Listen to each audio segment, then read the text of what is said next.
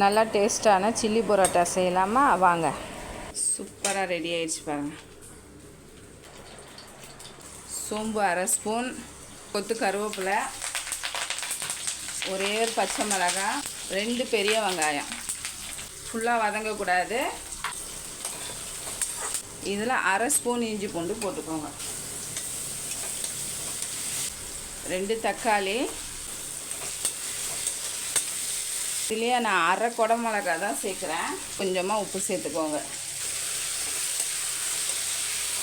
இப்போ சில்லி பரோட்டாவுக்கு மிளகாத்தூள் போட்டுக்கோங்க. ஒரு 3/4 ஸ்பூன் போட்டுக்கோங்க. 5 பரோட்டாவை சின்ன சின்னதாக கட் பண்ணி சேர்த்துக்கோங்க. ஸ்டவ்வை வந்து சிம்மில் வச்சுக்கோங்க.